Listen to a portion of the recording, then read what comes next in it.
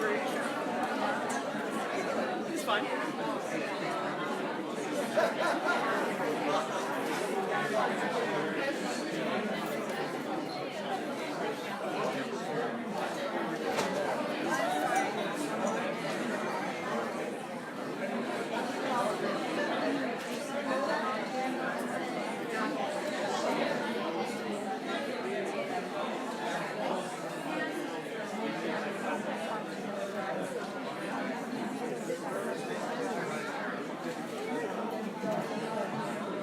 Ladies and gentlemen, Salamat Malam.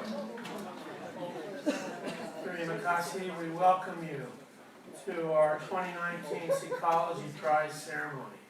It's a great honor to have you with us all, and great that you could come to hear from our Psychology Prize winner, who will be introduced in a few moments. My name is Paul Allen Cox. I'm the chairman of Psychology and co-founder. I came here from Jacksonville, Wyoming, where my home is. Saturday, it was snowing. Wow. I sat in my little cabin looking over the Grand Teton, and great big snowflakes were coming to the ground. My grandpa, of course, helped start Grand Teton National Park. He was asked to be one of the people that turned the ranches into the park, and my dad was a park ranger. So I didn't know how good I had it as a child, Go out fishing every day in Cottonwood Creek. One of the things that really impressed me as a young person was a marvelous book by a guy named Orlando Vicari called Wanderings in the Great Forest of Borneo. And that really fired up my interest in tropical rainforest biology. And later I was able to have as one of my doctoral advisors Peter Ashton, who was one of the great experts on the Dipterocarpaceae, these giant statuesque trees in the rainforest of Borneo. So it's a very special evening for me to be with you tonight. Let me tell you a little bit about Psychology. First of all, for those of you who are new, Psychology is a not-for-profit, headquartered right here in Berkeley, California. We have a very small staff, but a pretty large footprint around the world. I think we've done projects now in 66 countries. Is that a true statement, Dwayne? 66 countries? 61. Well, we'll find another 5. And basically what we do is we create a school or a water supply or a solar electrification scheme for a village, and in return they protect their forest or coral reef. We sort of fell into this. This was not by design. I'm an ethnobotanist. I was living with my wife and small children in a very remote village in Savai'i Island in Samoa when the loggers came up and started cutting their 30,000-acre rainforest. People were so upset, and I asked them, I met with the chiefs and said, why are you allowing these guys to destroy the forest that you love so much? They explained to me that the government required them to build a school, or there would be no teachers for the school children. So they had to choose between their children's future or this forest, and the loggers conveniently offered them $85,000. Do the math on this one, 30,000 acres for $85,000, and which was exactly the amount of money it cost to build a new school. Well, after some quick discussions with the chiefs, I came back to Barbara with good news and bad news. Good news, we made a deal with the village to build the school and save a 30,000-acre rainforest. Bad news, we'd have to sell our house, our car, our children, because I only had 6 weeks to get the necessary funds. And you know if your marriage is working at a moment like that, because Barbara took my hand, looked in my eyes, and she said, Paul, how often in our lifetime will we have a chance to do something like this? Let's go for it.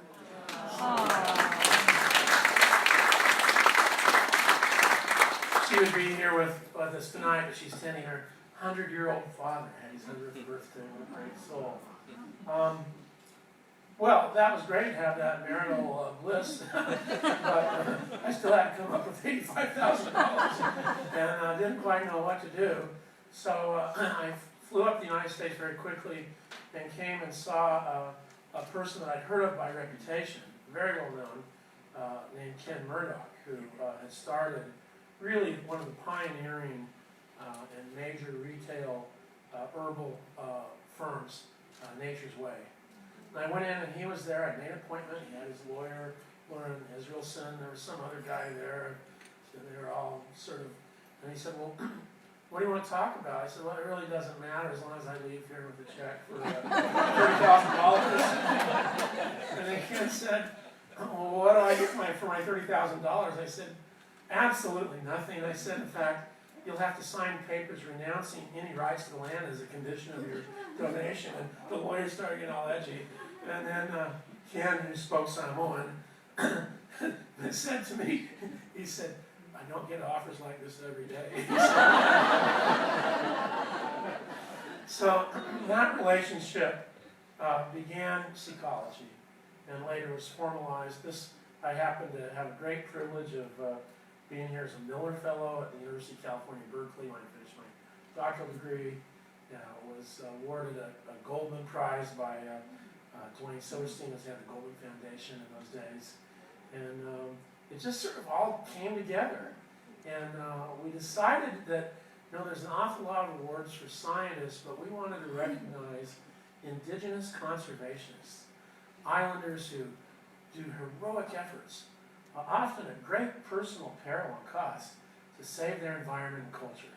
And so that's what led to the Seacology Prize, which is the highest honor that we grant to anybody. I'm so grateful to have you here to share this evening with us. So we thank you. One thing I just want to say, I don't know about you, but Seacology is just a little bright spot for me in my life right now. I think it's sort of easy sometimes in the current environment to get a little discouraged and think everything is sort of going the wrong way. But here's little Seacology, like the little engine that could, I get a little email, well, we just saved another village, saved another forest. I mean, these are small little village projects that have massive footprint worldwide. And was it 75 countries we're in?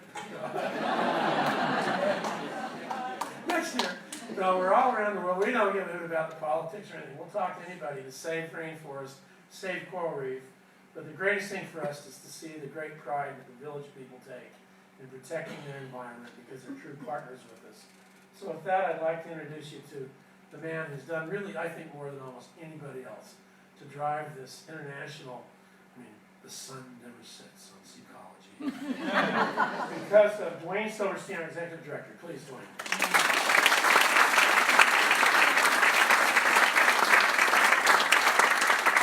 Thanks, Paul. I hope you all noticed that Paul had to look at the program to remember my name. 20 years, Paul, 20 years. I thought it was Fred.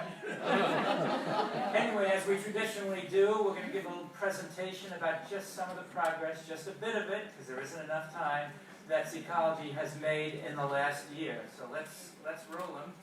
Okay, as now you all know, we are in 61 countries. If the board cooperates in February, we'll make that 63. We've had 320 projects and have saved almost 1.5 million acres of coral reef and rainforest.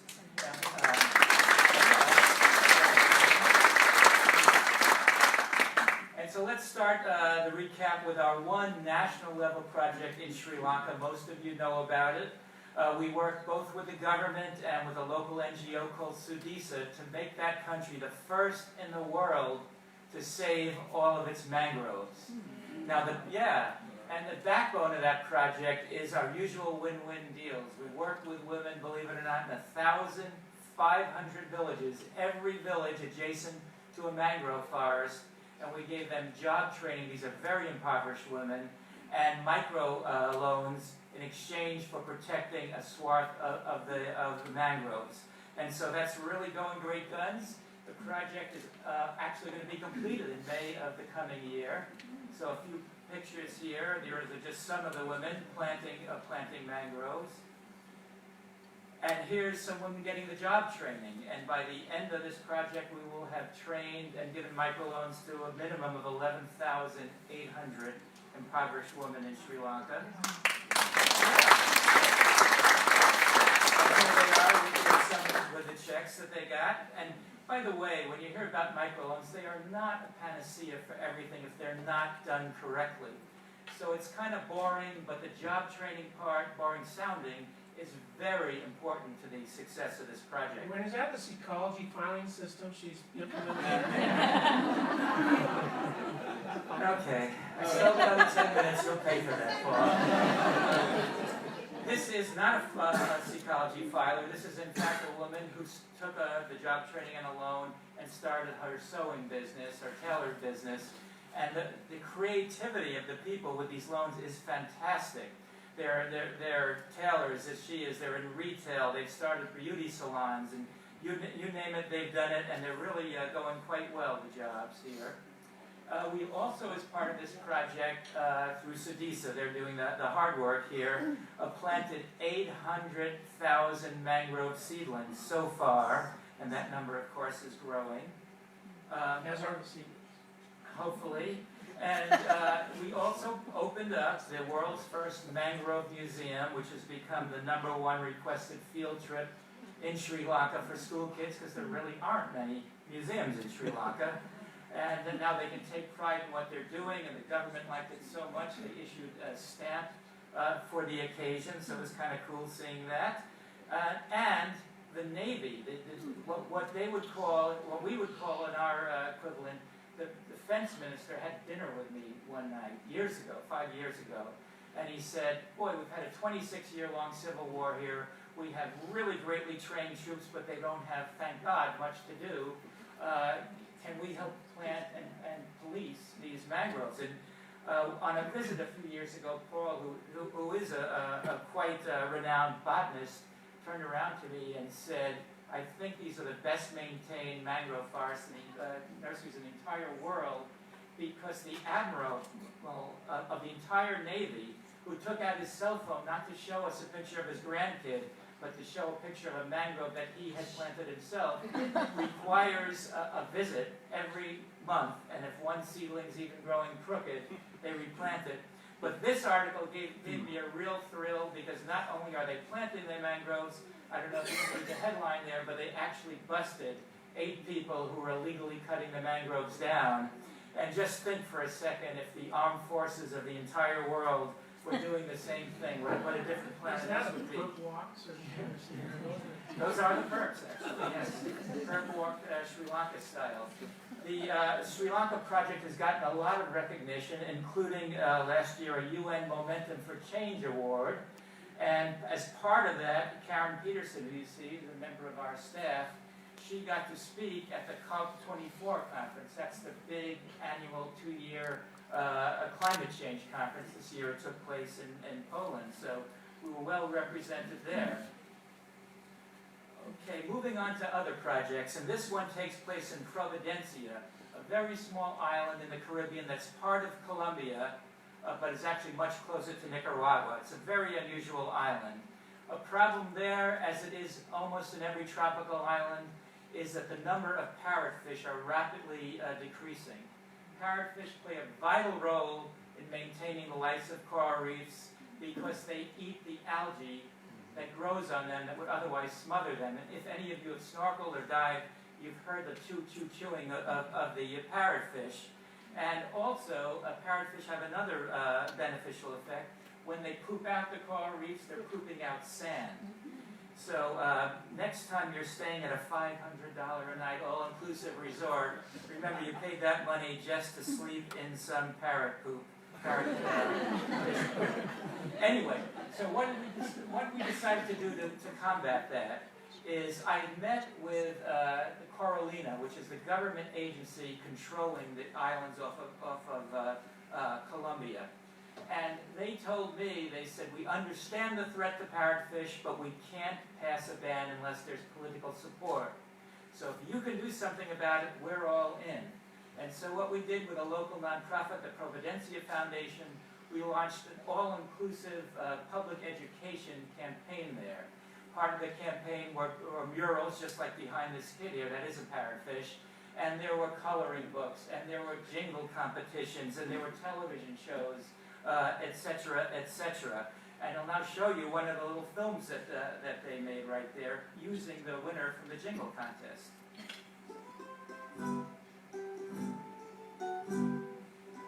The parrotfish are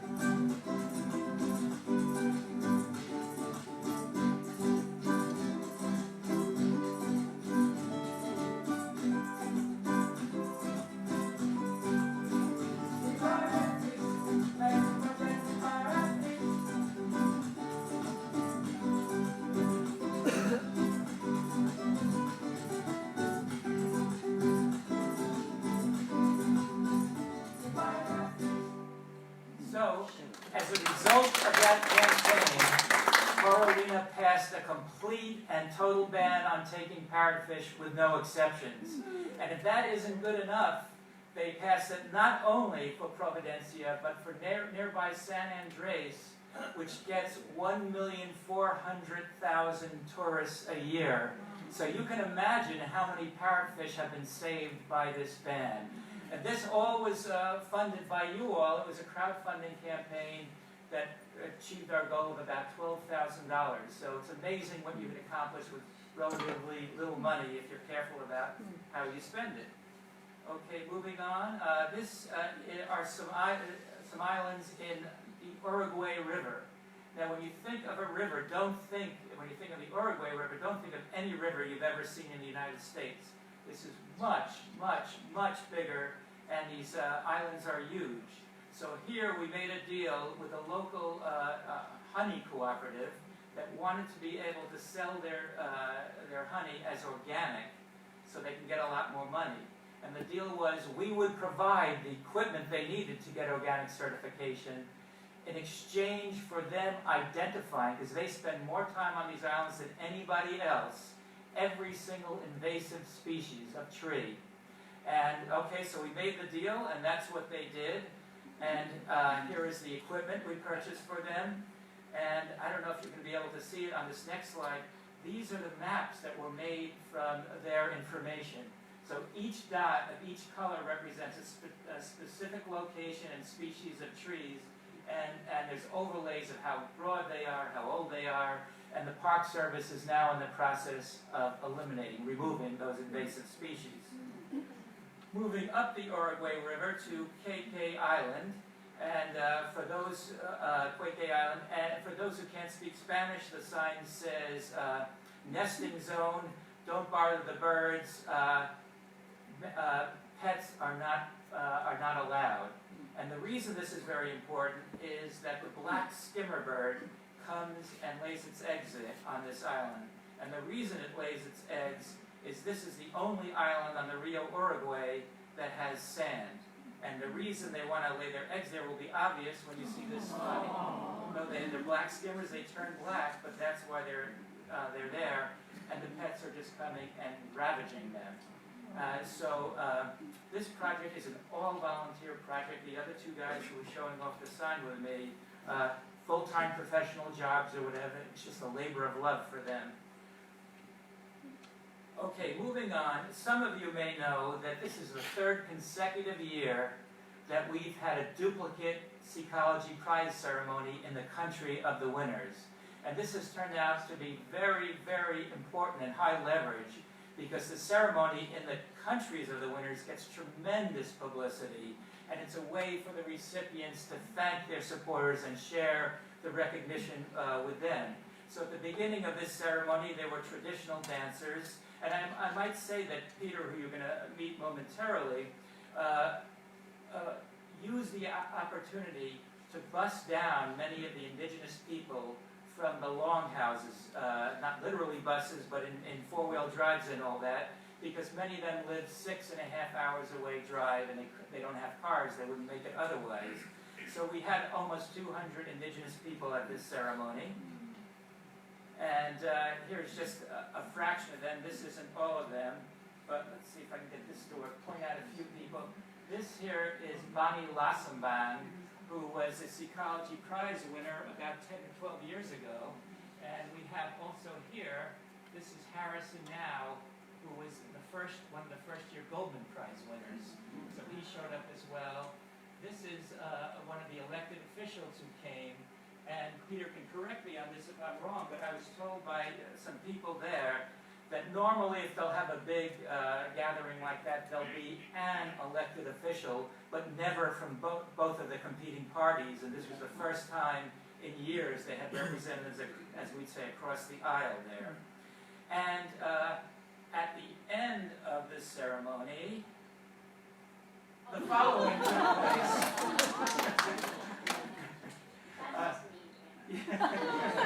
Mary thought she edited out that photo from the PowerPoint, but without success.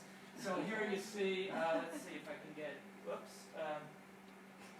Here you see our prize recipient, Peter, Bonnie Lassambang, myself, the elected official, and there, living up to the Sesame Street tune, one of these things is not like the other. Mary Randolph, and she is so terrific. I hope she never leaves, but if she does, she has a job as a Zumba instructor in Sarawak, Malaysia. And on that note, the terrific Mary Randolph.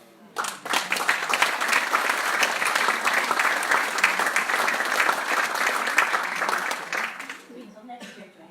That was not the introduction I expected. So we're going to just move right on from that. How fast can I click that? Okay, good. So I'm going to give you some updates about some of our other projects. As Dwayne said, we don't have time to talk about all of them, and I would probably go on all night if they let me. But I will talk about some of the things that have been going on. Starting in the Caribbean, the nation of Grenada, which is in the Eastern Caribbean, and it's a beautiful, hilly, forested island. And off the main island, there's a little island called Carriacou. That's where our current project is. To get there, you take a ferry. It goes over an underwater volcano. It's a little bit bumpy. Our field rep from there is about 6'8", broad-shouldered guy. I went downstairs in the boat, and there was a woman just clinging to him. And I thought it was a friend of his, but he never met her. But it was bumpy, and he looked like the most solid thing, so she was just hanging on. But we were working there with a group called the Creative Women of Carriacou. And they are not only planting mangroves, as you can see with this picture here, but, well, I should talk about something else first. They're protecting a beautiful beach. There's a lovely crescent of sandy beach on Carriacou where leatherback turtles haul out every year to lay their eggs. So these people patrol the beach, they protect the eggs, the nests, and the hatchlings once they hatch. They keep records of how many turtles come every year. And with this ecology grant, they bought commercial sewing machines, and they're teaching youth on the island to design and sew beautiful products. You can see some of them there. They have a little storefront where I did a little shopping. And they are also getting orders from the local university, like bulk orders, because the students love this stuff. And a lot of the materials that they use are old sails from sailing ships, because Carriacou is famous for sailing ships. They've built wooden ships there for years, hundreds of years. And people come and swap out their sails there, and so there's a lot of material. This is Isabel Island in Mexico. This is another project that got finished in the last year. It's known as the Galapagos of Mexico because there's so much biodiversity. There's so many marine mammals, so many birds, and there's also coral reefs, which is something unusual for that area. So we worked with the Fishermen's Cooperative because the Isabel Island itself was protected, but the water around it wasn't. So we worked with them to set up a no-take zone around the island, and they patrol it themselves. And they put up mooring buoys, so this way when boats come to moor, they don't have to drop anchor and damage the coral. They can tie up to the mooring buoys. And a couple of buoys were put in, and then a storm swept them away, and we didn't expect to see them again. But someone found them, brought them back, so they have been reinstalled and they're good to go. Switching to Africa, Joe Clarici, who handles all our communications, just visited a bunch of project sites in Africa and brought back some of these pictures. One of our newest projects is Giriama Island.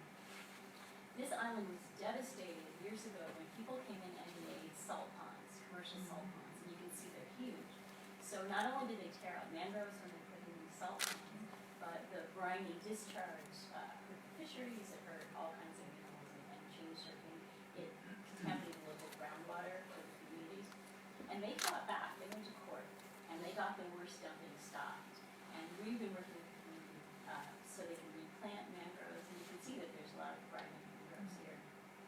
And with the Ecology Grant, they built a watchtower and an office.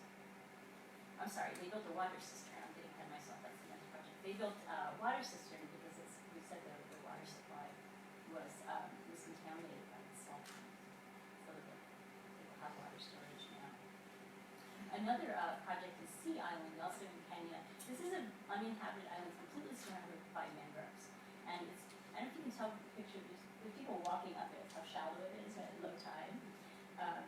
And so it's a perfect place for mangroves to grow around the island. They're doing a lot of replanting there. And this is another example of how tenacious the communities are that we work with. They spent more than 10 years getting recognition from the national government as a community forestry association. And that gives them some support from the government, some more control over their resources.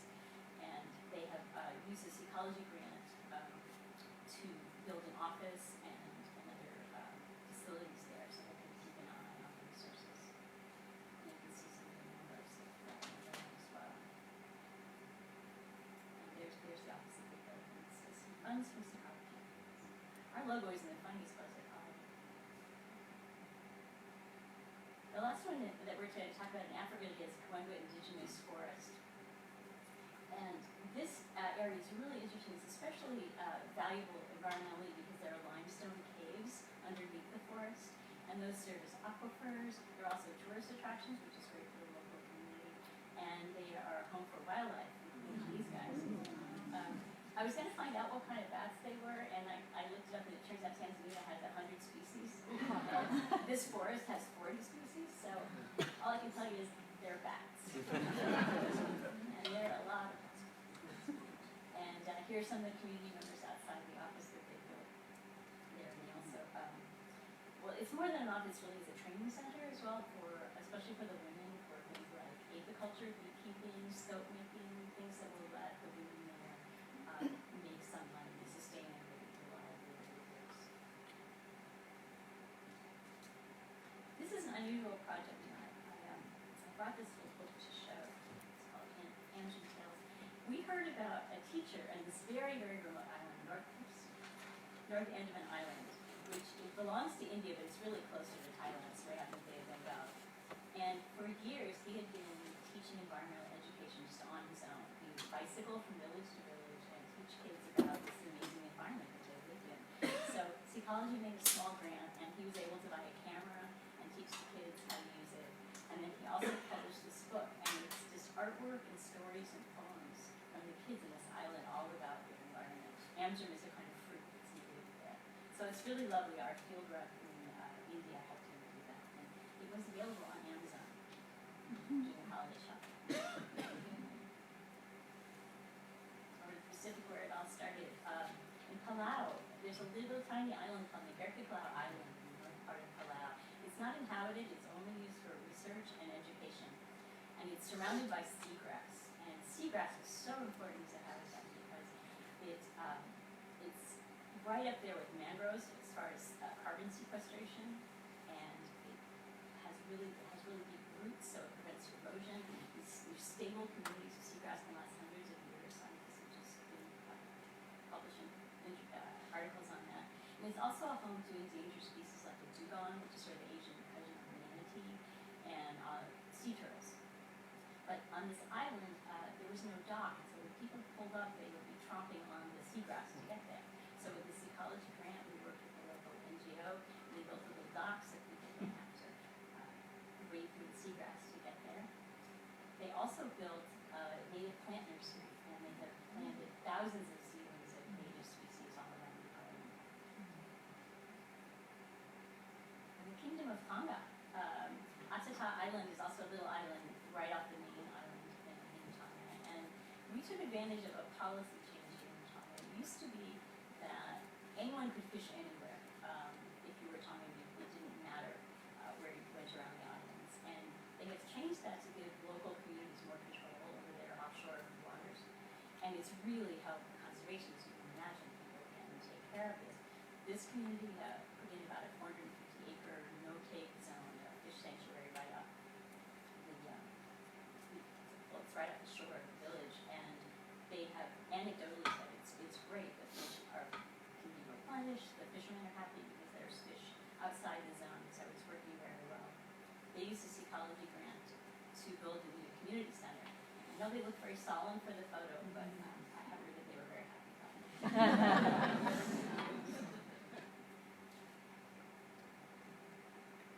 Switching over into Manamuk Island in central Philippines. It's mostly a lagoon, and this lagoon has seagrass, it has mangroves, it has coral reef. It's sort of the trifecta of environments here. And the community agreed to protect it for 25 years. And they're planting mangroves in some areas that have been deforested a little bit. And they use this ecology grant also to build a community center, and this was the ribbon cutting. None of us were there. This was the ceremony we were told. And if it's like other buildings in the South Pacific and the Philippines, this will likely end up being used as a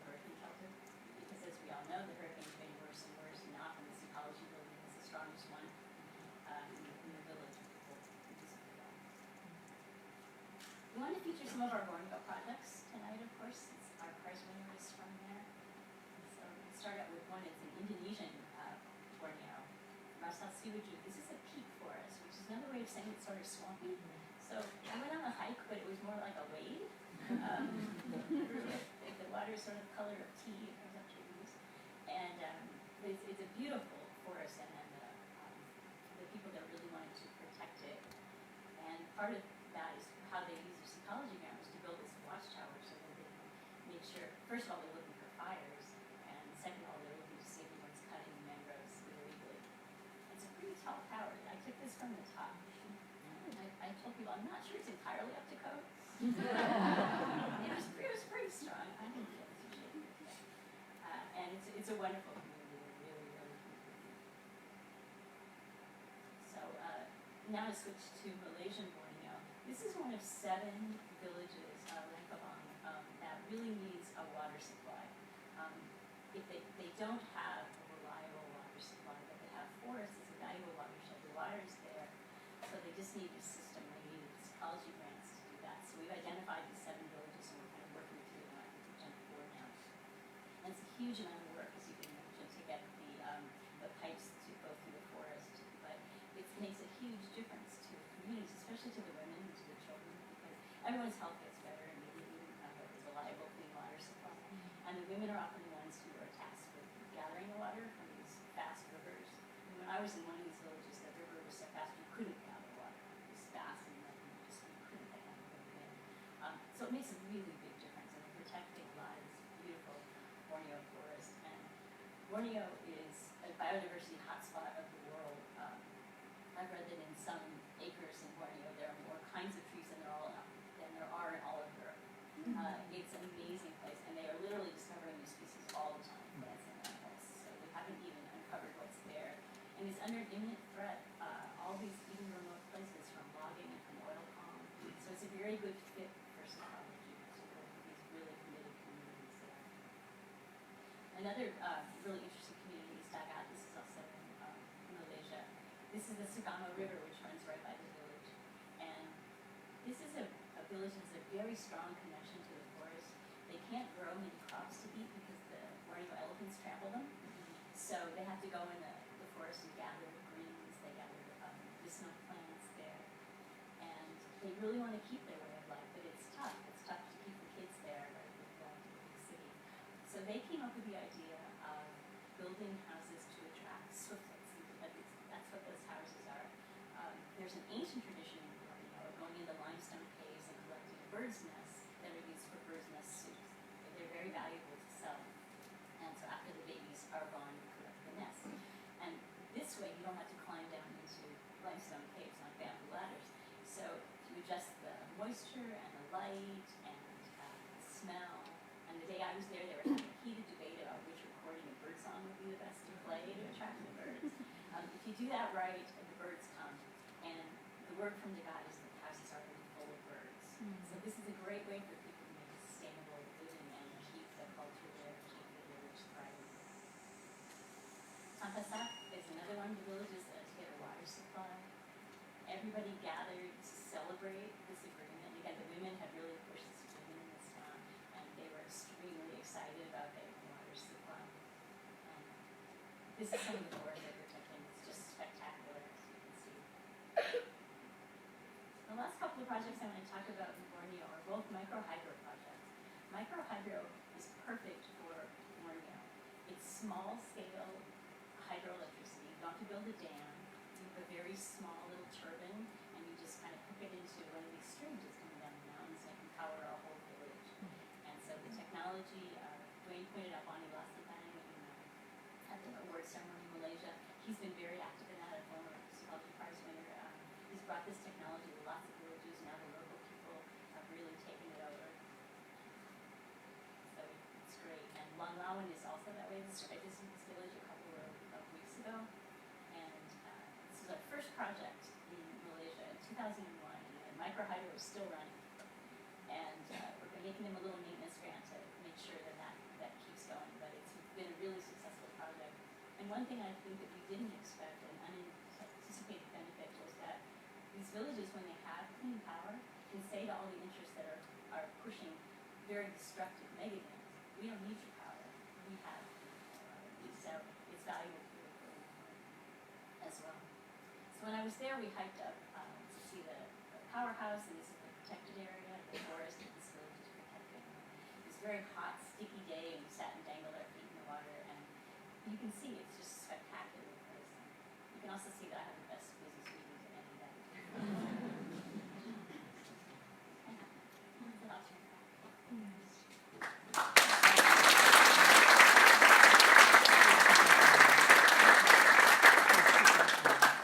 Thank you, Mary.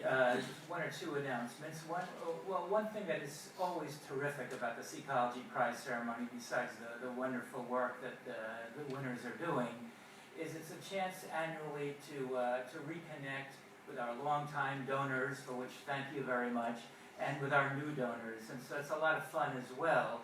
Those who are longtime donors know about some of the recognition Seacology has gotten. I mentioned earlier the UN Momentum for Change Award, the Prince Albert Foundation of Monaco gave us an award which we didn't even apply for being the most innovative NGO, nonprofit in the entire world. California Association of Nonprofits gave us the same award, actually, and there are 100,000 nonprofits in California alone. And on it goes. So we're always grateful, but sometimes we get a little numb with this wonderful recognition. But that changed about 6 weeks ago. I can't remember when we found out that Seacology was nominated for the 2020 Nobel Peace Prize.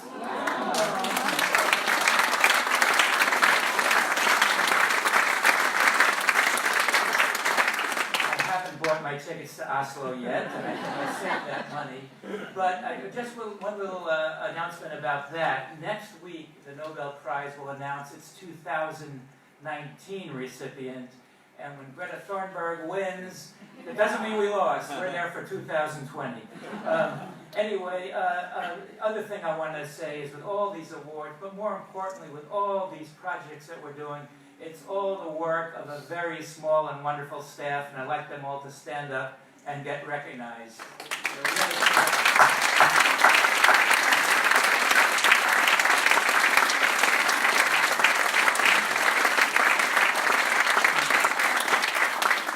And now I'd like to introduce, as you heard from Paul, the co-founder of Seacology, the vice chairman of Seacology, the person who underwrites the Seacology Prize ceremony every year. Please give a warm welcome to Ken Murdoch.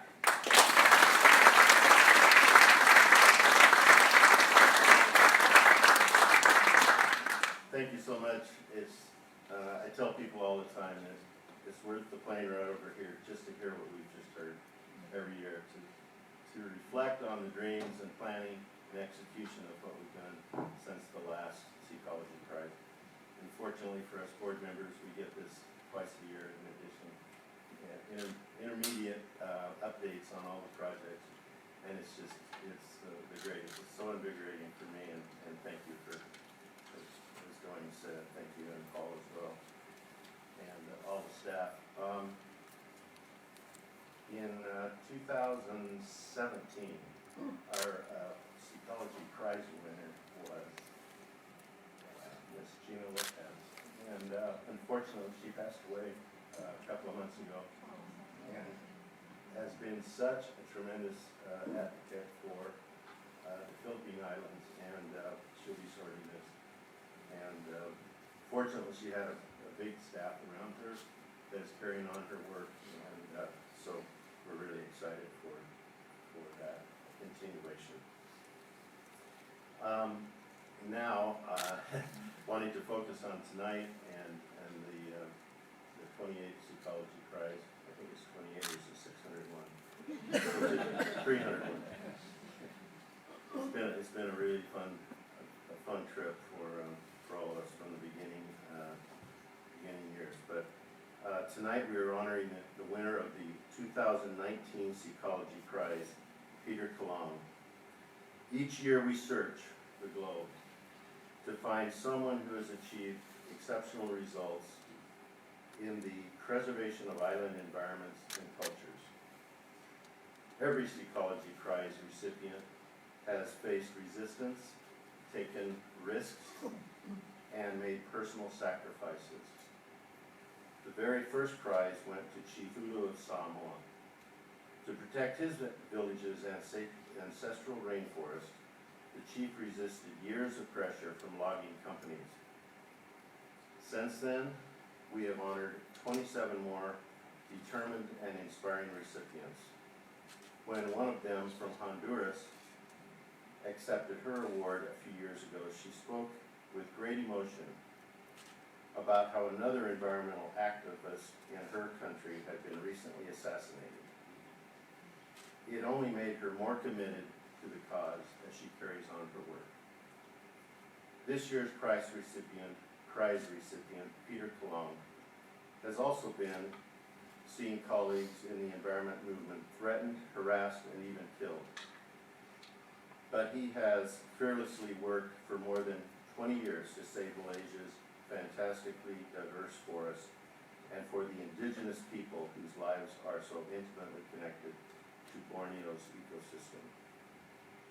He has brought people together for the common goal of protecting those resources and cultures and has achieved remarkable results.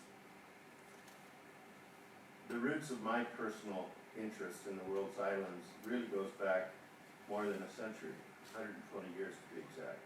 Several of my ancestors lived in the South Pacific for years, came to deeply care about its people, islands, and its environment. I was also lucky enough to live in the beautiful region of the South Pacific for 2.5 years, and also fell in love with it.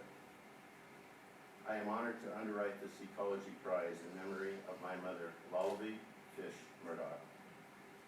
Tonight, Ecology is pleased to award the 2019 Ecology Prize to Peter Kalong for his many years of hard work in protecting the cultures and resources of Malaysian Borneo.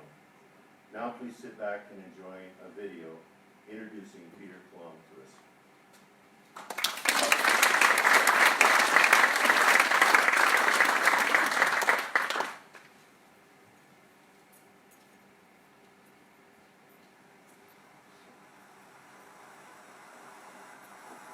The federal government has decided to further boost economic growth and improve the quality of life of the people by launching 5 economic corridors throughout the country. In Sarawak, with the collaboration of the state government, the Sarawak Corridor of Renewable Energy, or SCORE, aims to transform Sarawak into a developed state by the year 2030. Foreign expertise will be needed in some specific areas, for instance, the development of dams. Local and foreign investors are already taking part, but ultimately, the success of SCORE... Bakun Dam is a social failure and environmental failure. They promise them that there will be a lot among you who will become millionaires.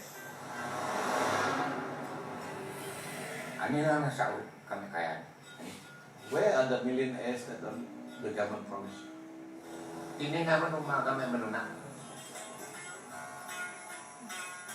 They want to do the same thing in Baram. All there, and investors are there if it is a safe and good investment environment. This is going to flood an area half the size of the island of Singapore, drowning 25 villages. About 20,000 people affected.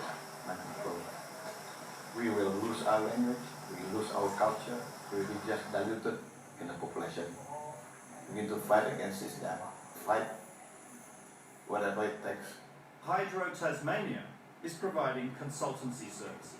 We're delighted to be working with what is one of the major opportunities in the world for the careful development of 20 gigawatts of capacity, which will fundamentally change the economic base of Sarawak, which is the poor neighbour in Malaysia.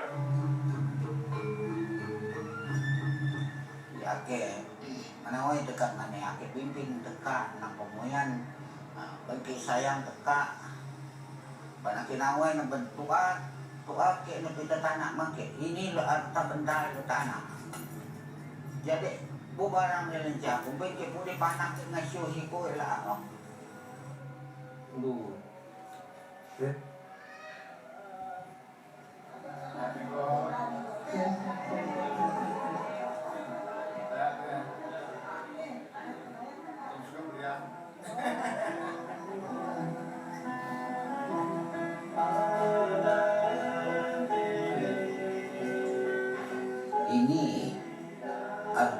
kampung ini isu pas untuk melawan dam. Salah itu kecil kalau rancangan ke jaga di sini ke berlaku. Oh ini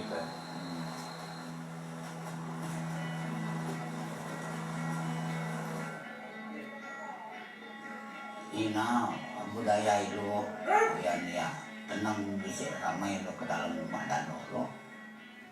Ibu dia waktu amit ni suka tekan lebih dan amit artinya tu suka lawan lawan ni lomong tu. Cukup ketar taruh jadi ini lah dari soto dia dulu dan suka tuh hobi koin kadang mati tetap lo dulu dan jadi tak masalah kuat ya Matthew mungkin kami kuat ini dia jalan tu ada kalau komen lawan dem tu kan ni Isti kuat kimat, kuat kimat.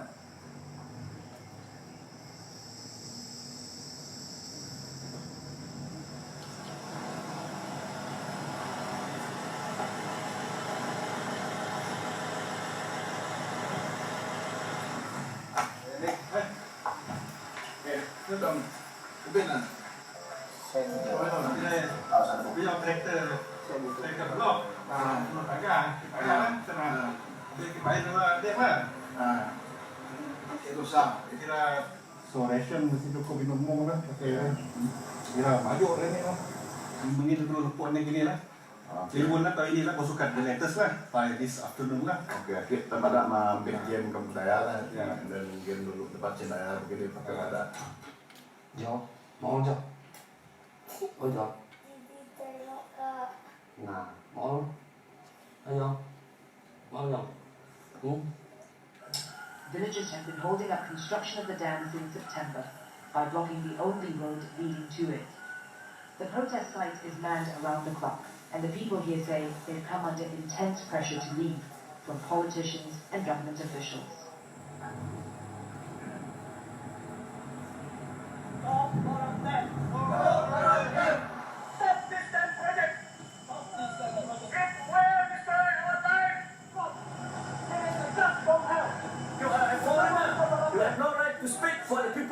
You get out of this state of Sarawak.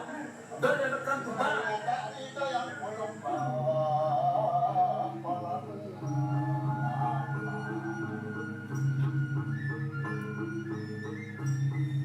I'm scared because I know the government doesn't like people who go against them.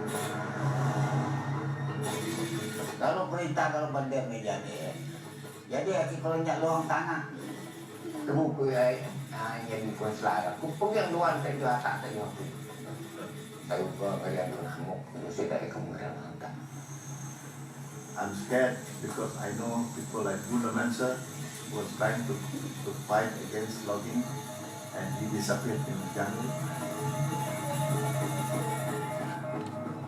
And I've seen what they have done to people in the past, like my friend Bill Kayong who was shot on his way to work.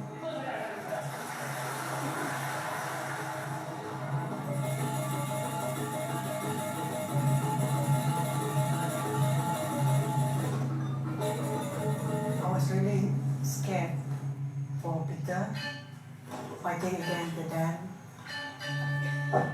I always believed that what he was doing was for the good of the people.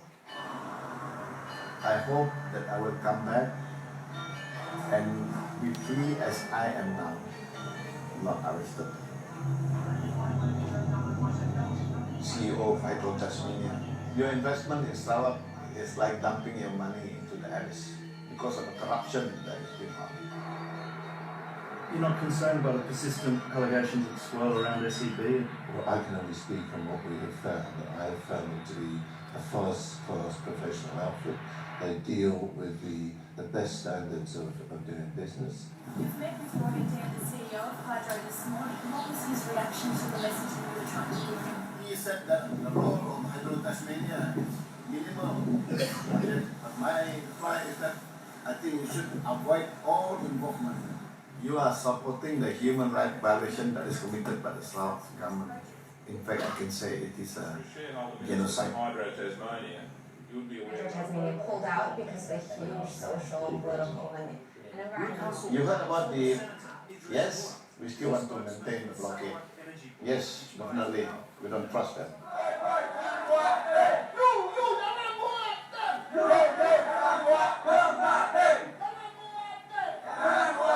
You must assure them. You must assure us that no more megaton project in Sarawak. I can't assure you, sir. For your land, for the forest. You want to protect the forest? We want to protect our land. Save our people. Save our people. Save our people. Head up, Ryan. Head up, Ryan. Head up, head up. Head up, Ryan. Head up, Ryan.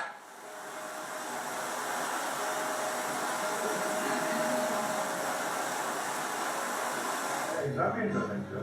There is no need to have another big center. In fact, there will be no borough. There will be no borough. That's why people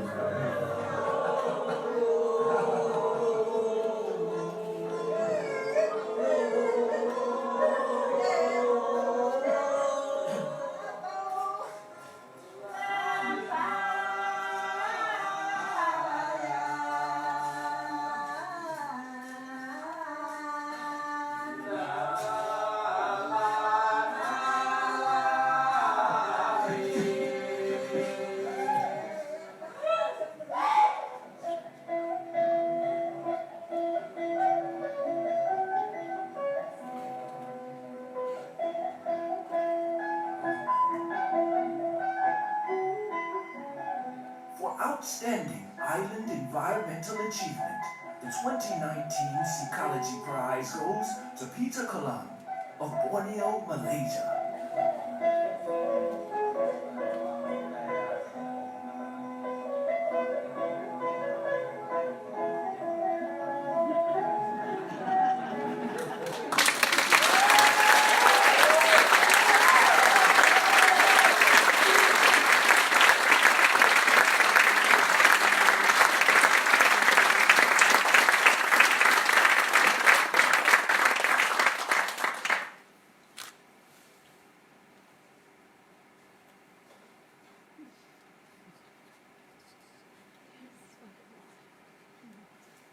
Could we have the board members that are present tonight, please come up to the stadium, the podium rather.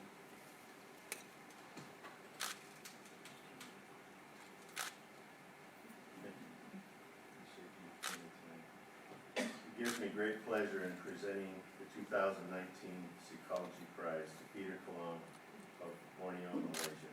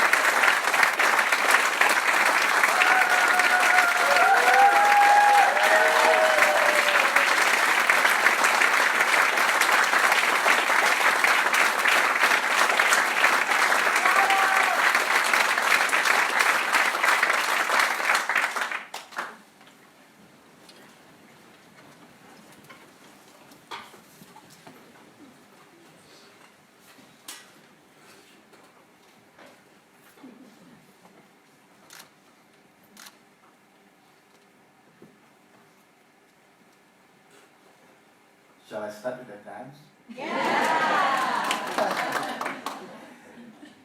Ladies and gentlemen, a very good evening. Thank you very much for coming here. And I'd like to especially thank Psychology for this, shall I say, a big surprise for me. And especially the board members, the staff who are present here tonight. I'm really deeply touched and honored by this very prestigious award, which I never expected. But let me just tell you a bit of background. I was still in bed. I think it was about the first week of June this year. around 6:30, I was trying to, one of those days I really like to relax a bit, but my wife was already busy preparing breakfast. Somebody called me and he said, I'm Dwayne Sebastian from psychology. I'd like to congratulate you or something like that, I don't remember. And I said, oh yeah? So I went down to the kitchen. I got another scammer again calling me today.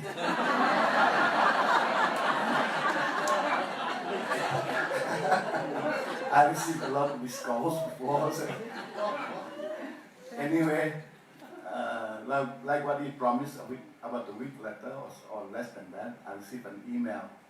So that was when I really believed what he was saying was really true.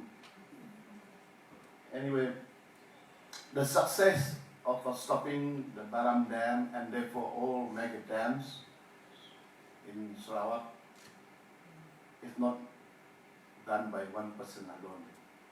And then the success, I think I would like to narrow it down to 4 points, 4 dynamics that happened that brought about this success. The first one was the work of those who love and treasure the indigenous peoples, their culture, and all the uniqueness that they have, which only can be found in Sarawak. We have about 30 different indigenous groups living in Sarawak side by side. And then they are forming just the minority of the people living in Malaysia. Like what you have seen in the video earlier on. If you displace these people because of mega dams, because of plantations and all that, which is happening a lot, they will one day be just diluted into the population. They will lose their language, they will lose their culture. That is a very, very tragic thing that can happen, because the culture and language and all these people is contributing to the beauty of this planet Earth. And of course, this success was also brought about because of people who love the environment, who love the rivers, who love the land, the flora and fauna. You've heard Mary mentioning it earlier on. Sarawak alone, the biodiversity that we have is equal or more than the whole of Europe. So this is what you're going to lose. The loss is not only for the people who are in Sarawak, for the whole world. If the land and the forest is inundated by mega dams. So those are people who fought against the dam because they love the environment. So these people spend their time, spend their energy, and contribute the skills and resources which made it possible to succeed. Second group of people, when Set Rivers, the organization that I am chairman of, was started, it was started by a coalition of 8 non-governmental organizations, NGOs. So I was being elected or appointed, whatever you may like to call it, by default, because I had just left my official job, and then I was free to help. So I became the chairman of these 8 NGOs, and there were proper coordinations in how do we fight against the dam. And not only that, with the 8 NGOs, we were able to start working from day one. So 8 local NGOs, but of course we got a lot of support as well, and a lot of resources from international NGOs. And from here, the USA, we have one based here in Berkeley, that is Borneo Project. Let's see, can I have the people from Borneo Project stand up, if you don't mind, please?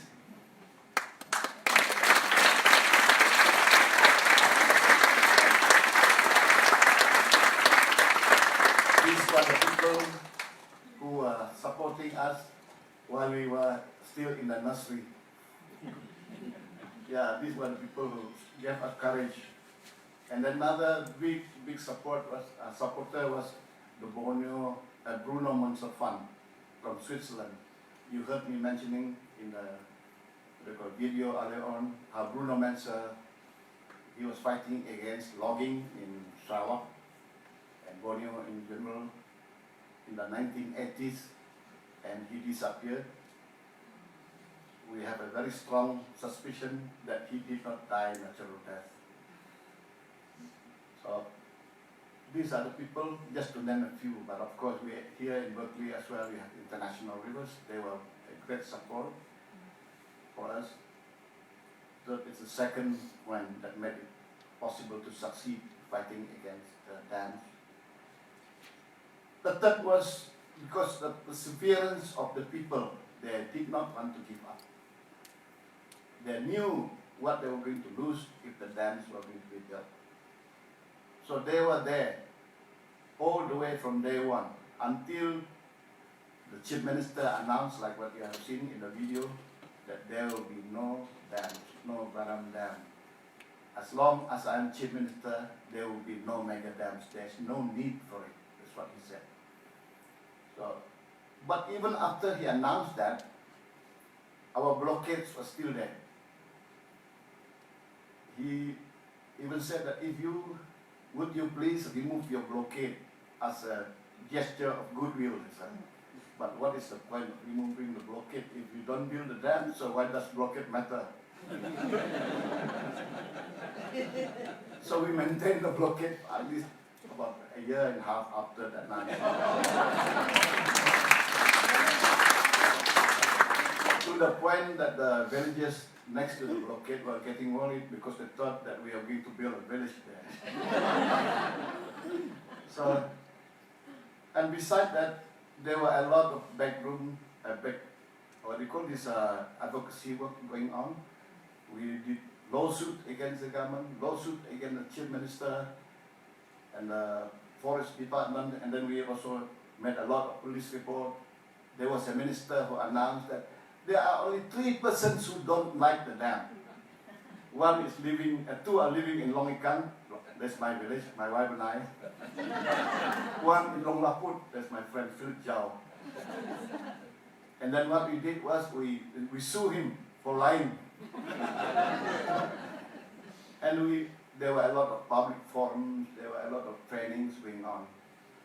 So that is the third point. Another point is, probably you don't appreciate it here in the countries of Western democracy. Yeah, I don't know. I have an op there. But in our country, I would like to call it a monocratic country. Because they are not used to people from the grassroots or from the ground level complaining about that. So, but we had the Chief Minister at that time, Adanana Nisatem, whom you saw there. He was the first Chief Minister that ever, actually accept our request for a meeting. We wrote to him, and then he said, okay, come and see me on Monday. But on Friday, he asked us to come and see me tomorrow, Saturday, because I had to go to Kuala Lumpur on Monday. So of course, everybody knows that there's nobody working on Saturday. So we were invited by him to his home. And when we went there, we were all dressed up. I don't know your Chief Minister here, but our Chief Minister is Sarawak, although he's just the head of Sarawak, a small state, and one of the 13 states of Malaysia. But he is regarded just like your president here. I don't know what just like a king. When he goes, there's a motorcade and all that sort of thing, a lot of protocols.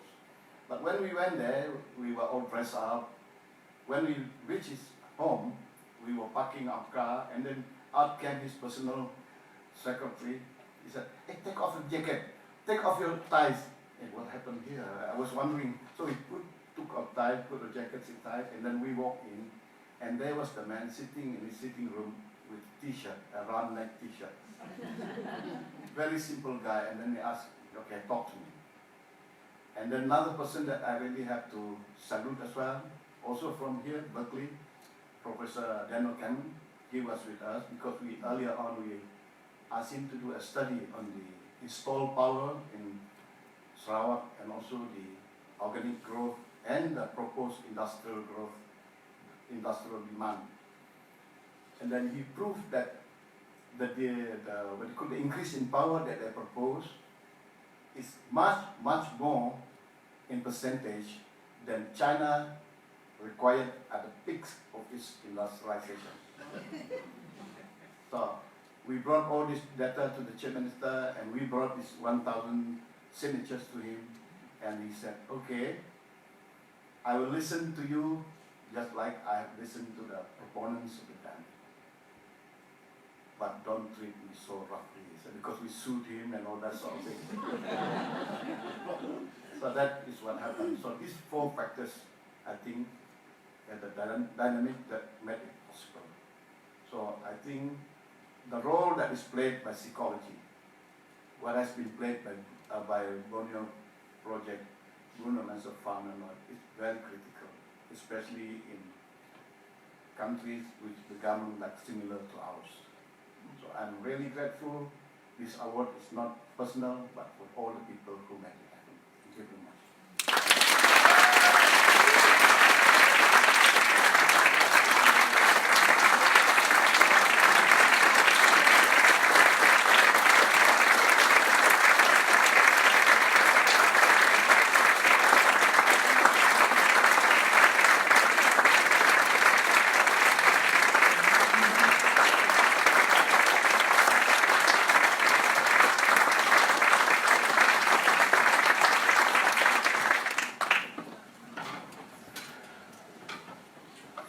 Peter, you join another Ecology Prize winner who spent his life fighting ill-gotten dams and ill-conceived dams in Iceland, Oscar Radnersson.